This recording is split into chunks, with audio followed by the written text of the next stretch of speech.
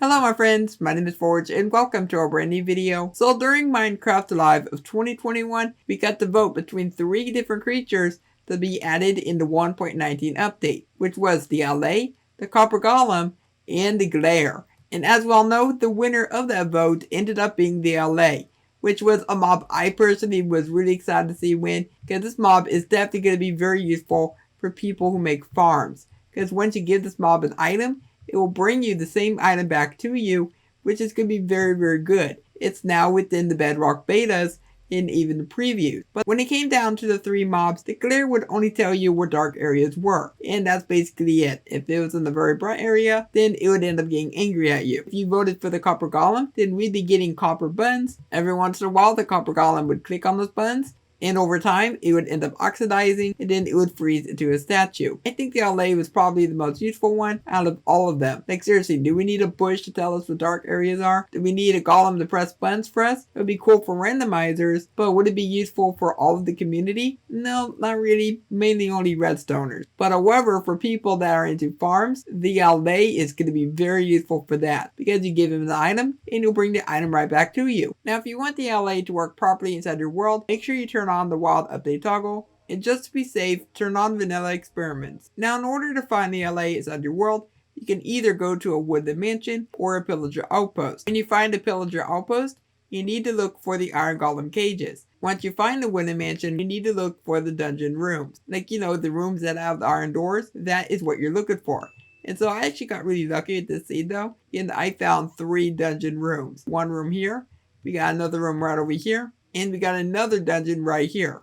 How many Allays do we got? In the first dungeon room, in the first room, we have a total of 3 Allay. Room number 2, we have a total of 3 Allay. In the third room, we have 3 Allay as well. Then in the fourth room, we have 1 Allay, which counts all the way up to 10 Allay. Next up is our second dungeon. Dungeon number 2, room 1, only gives us 2 Allay. The second room of dungeon 2, this gives us also 2 Allay. Third room also has 2. And then our fourth room has only 1, which totals up to 7 Allay, which so far we're up to 17 Allay. And finally, let's go over to our third dungeon for room 1. Room 1 has 3 Allay. Our second room gives us 2 Allay. Our third room only has 1 Allay. Then our final room has 2 Allay. And that's a total of 9 Allay, which brings our grand total up to 26 Allay. You can also travel to a pillager outpost, look inside one of the cages, and you'll find some Allays inside of there. Sometimes you can find 1, sometimes you can find up to 3 Allays at a time. So the iron golems, they're no longer alone. They now have a friend to keep them company in prison. That is until you end up freeing them, which is going to be the best thing that you can do, because you don't want these lovely creatures to be stuck in jail forever. I'm also freeing the iron golem. So now let's talk about how the Allay works.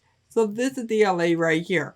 If you give him any item by interacting, then he'll follow you around until he finds another item to pick up. So if you throw down the piece of gold, then you'll notice the gold and go over to it, then it'll come back to you and give you that gold back, which is a really cool mechanic. Now let's say you want to change the item out. Well, you have to first catch up to the Allay, then you can interact and you'll get the item back. Then you can simply interact again with another item, and then you'll get the other item in its hand. I kind of wish that there would have been an easier way to do that, because it does get quite annoying, because you have to try to catch up to them, and they are quite quick. You can also use note blocks to make the Allay drop an item off in a certain spot. So we have a note block right here, and if I interact, it sends a vibration to the Allay, and whenever you throw down items now, instead of picking them up and taking it to you, it will pick them up and take it to the note block. But I do recommend making a repeating note block if you're making an automatic farm. So right here, we have built a note block.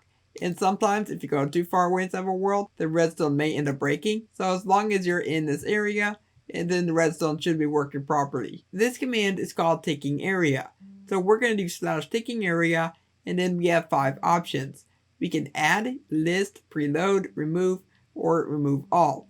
I'm going to go for add. Then you can either choose from a set of coordinates, or you can do circle. And then we need to choose our center. Our center is going to be where the note block is. And then our radius. The radius can only go up to 4. We're going to call this Allay 1. And for preload, that's completely optional, but I'm just going to go for true. And I'm going to press enter. And now our area has been added to the ticking area. So this means that no matter how far you go inside your world, is always going to be active, which is going to be very handy for keeping your Allays active. But try to keep in mind that you can only have 10 ticking areas that you can use. So we have our repeating note block, and right underneath there, it's going to be a minecart going back and forth. And whenever the Allay picks up items, and as long as his note block is repeating, we'll always send vibrations to the Allay. So I'm going to give him an emerald, and I'm going to go back over to the spot. I have noticed that if you go too far away, then the Allay just stands in place. You see the Allay over there? He's just standing there, staring right at me, not knowing what to do. Poor guy. I'm going to throw down some emeralds, and it should pick them up and take it right over to that spot. Since we have a minecart down here, if I interact, our emeralds should be in the minecart. But I think it'll be more practical to use it for like a tree farm, because if you have a tree farm and it's dropping by the saplings, well, as long as you have a note block around that area repeating and you have the Allay around that area, then the Allay should pick up the saplings as they fall, and then it'll end up dropping it off right in its area. I would also like to mention that you need to make sure mob griefing is on. If mob griefing is off, the Allay is not picking up any items. And if I turn it back on, the Allay will pick up the items now. If the Allay is holding an item, and you travel through another portal, the Allay will actually follow you into the nether. So if I turn around, there he is. He is holding our netherite ingot and being very happy about it. We're going to try the end portal. So if I go right through here, is all three of our Allays going to be here with us? It looks like they do not follow us to the end. So they will follow you to the nether, but if you want to take them to the end dimension, well, that's going to be another story. Probably too afraid of the ender dragon. That's probably what it is. And with that, my friends, that is everything regarding the Allay mob. This is definitely going to be a very useful mob for whenever you need items collected in your farms, and was definitely the best choice whenever it came to the mob vote. But down below in the comments, I would love to hear your thoughts on what you think of the Allay, and are you happy about the end results of the mob vote? If you guys enjoyed today's video, then let me know by leaving a like on it, subscribe if you're new around here, and for now, I hope you have a logical day, and I will catch you next time. Goodbye!